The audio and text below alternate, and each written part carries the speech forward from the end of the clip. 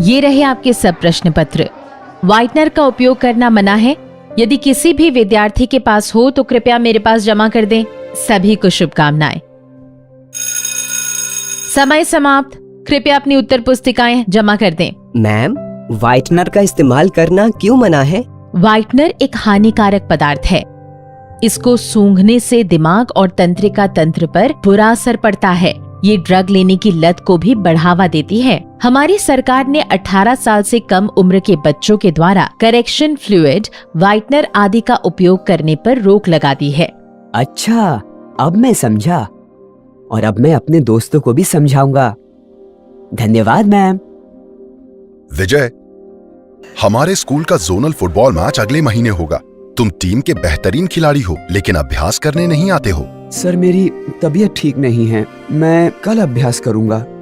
इरफान, तुम्हें विजय के बारे में कोई जानकारी है? वह इन दिनों तनाव में दिखता है और उसका व्यवहार भी बदल गया है। आप सही कह रहे हैं सर, मैं उससे बात करूंगा। दुकान वाले से कहो कि वह अपनी दुकान यहाँ से हटा ले। सरकार के आदेशानुसार 18 साल से कम आयु के व्यक्तियों को तंबाकू उत्पाद बेचना वर्जित है और शैक्षिक संस्थानों के 100 मीटर के दायरे में भी तंबाकू उत्पाद बेचना वर्जित है। विजय, तुम अकेले क्यों बैठे हो? क्या बात है? इरफान, मुझे मदद की जरूरत है। तुम्हें तो पता ही है कि मेरी पढ़ाई सही नहीं चल रही है और परीक्षा भी शुरू होने वाली है। इससे मेरा तनाव बढ़ गया है। हाल में मेरी दोस्ती मेरे पड़ोस के कुछ बड़े लड़कों से हो गई है। कुछ दिन पहले उन्होंने मुझे तनाव दूर करने के लिए सिगरेट और कुछ पाउडर जैसी चीज दी थी। मैंने वो इस्तेमाल किया और अब उसकी लत लग गई है। वो लड़के मुझे घर से पैसे चुराने और उन्हें देने के लिए कहते हैं। ओहो विजय, ये तो खतरनाक है। मुझे लगता है हमें तुरंत तुम्हारे माता पिता से या टीचर से मदद लेनी चाहिए। धन्यवाद इरफान। मैं अपने पीटी टीचर से बात करूंगा और रोजाना फुटबॉल का अभ्यास करने की कोशिश करूंगा। विजय, उठ जाओ। क्या किसी को पता है इसे क्या हुआ है? इसने मुझे बताया कि इसके कुछ दोस्तों ने पाउडर जैसा कुछ मादक पदार्थ दिया था। ओह नहीं, ये तो गंभीर मामला है। कृपया प्रिंसिपल को बताओ और हम इसे अस्पताल ले चलते हैं। कृपया कोई इसके माता पिता को भी सूचित कर दो। विजय अब खतरे से बाहर है। हमें इसमें नशा लेने के कुछ शुरुआती लक्षण दिखे हैं और कुछ दिनों तक इसका इलाज चलेगा। हमें विश्वास है वो ठीक हो जाएगा। धन्यवाद डॉक्टर, आपने मेरे बेटे की जिंदगी बचा ली। मैं हमारे आसपास हो रही समाज विरोधी गतिविधियों की शिकायत स्थानीय पुलिस को दर्ज कराऊंगा।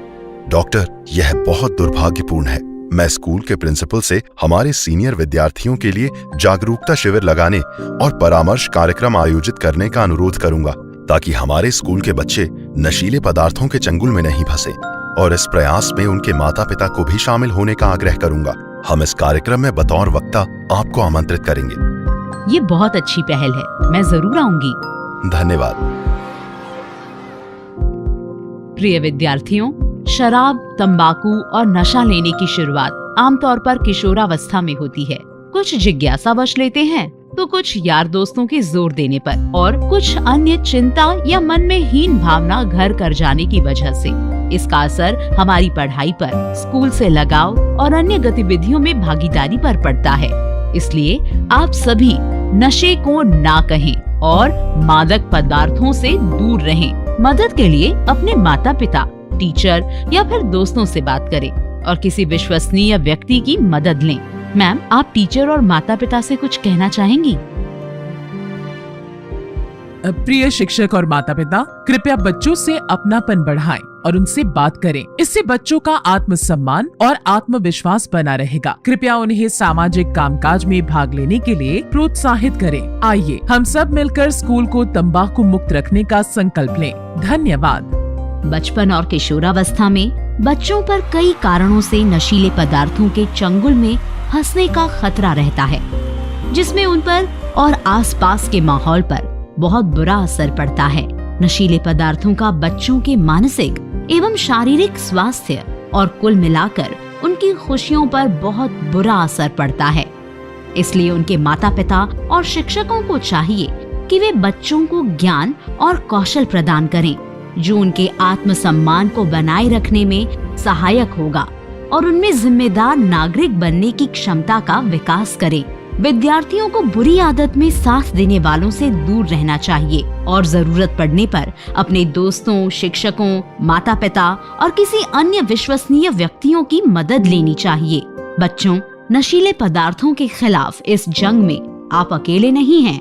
यह हम सब की जिम्मेदारी है कि नशीले पदार्थों की रोकथाम और इस समस्या का निदान करें।